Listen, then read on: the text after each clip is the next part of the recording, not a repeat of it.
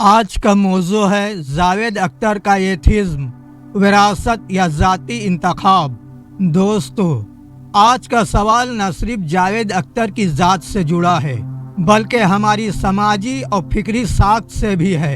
सवाल ये है, क्या जावेद अख्तर का एथिस्ट होना महज उनका ज़ाती आज़ादाना फैसला है या फिर ये सोच उन्हें विरासत में मिली है? आइए इस बहस को दो जावियों से समझते हैं। एथिज्म एक ज़ाती इंतखाब है। मैं इस बात से आगाज करूंगा कि हर इंसान की सोच का आखिरी फैसला खुद उसके दिमाग में होता है।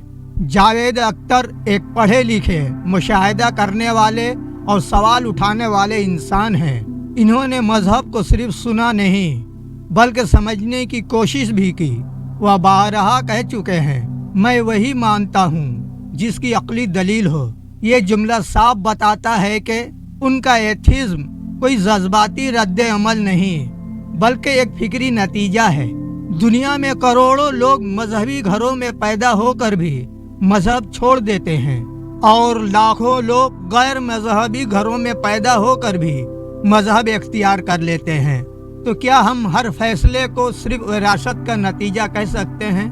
जावेद अख्तर ने खुदा के तस्वुर को अक्ल की कसौटी पर परखा और जब इन्हें इत्मीनान न मिला तो इन्होंने इनकार कर दिया। ये इनका ज़ाती हक है। एथिज्म एक फिक्री विरासत है। मैं इस बात से इनकार नहीं करता कि जावेद अख्तर ने सोचा, मगर सवाल यह है कि वह सोच शुरू कहाँ से हुई। जावेद अख्तर के वालिद जानिसार अख्तर तरक्की पसंद तहरीक के नुमाया शायर थे।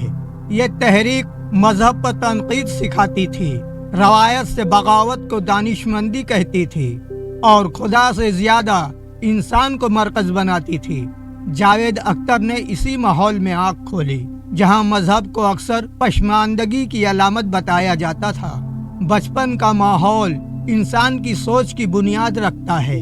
अगर किसी बच्चे को शुरू से यह सिखाया जाए कि हर मजहबी तस्वुर मशकूक है तो क्या वह गैर जानिबदार रह पाएगा? लिहाजा ये कहना गलत नहीं कि जावेद अख्तर का एथिज्म एक फिक्री विरासत है जिसे बाद में इन्होंने शौरी तौर पर अपनाया।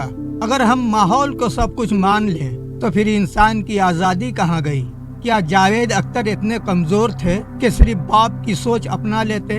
वही जावेद अख्तर जिन्होंने समाज, सियासत और रियासत पर भी सवाल उठाए, वह मजहब पर सवाल क्यों न उठाते? असल बात यह है कि जावेद अख्तर ने हर चीज को अकल के तराजू में तोला और जब इन्हें लगा कि मजहब सवालों का तसल्ली बख्श जवाब नहीं देता तो इन्होंने इनकार कर दिया। ये विरासत नहीं, ये इंतखाब है। इंतखाब तब होता है जब आपके सामने तमाम रास्ते बराबर हों। क्या जावेद अख्तर ने कभी मजहब को इसकी असल तालीमात के साथ गैर जानिबदाराना तौर पर पढ़ा या फिर मजहब को हमेशा सियासत, इंतहा पसंदी और गलत नुमाइंदगी के आईने में देखा? अगर खुदा को सिर्फ मजहबी ठेकेदारों के किरदार से जांचा जाए तो इनकार आसान हो जाता है। मुमकिन है जावेद अख्तर ने मजहब को गलत चेहरों को देखा और खुदा को ही रद्द कर दिया। यहाँ सवाल पैदा होता है, क्या गलत पैरोकार किसी नजरिए को गलत साबित कर देते हैं? ये बहस हमें किसी एक फैसले पर नहीं लाती बल्कि एक बड़े सवाल पर छोड़ देती है।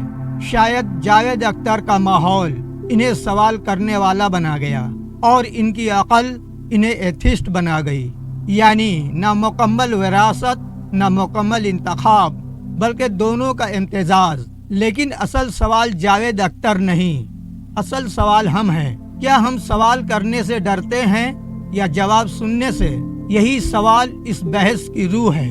दोस्तों, आपकी क्या राय है? कमेंट बॉक्स में लिखें। हमें सपोर्ट करने के लिए चैनल को सब्सक्राइब करें, वीडियो को लाइक करें, शेयर भी करें। खुश रहें।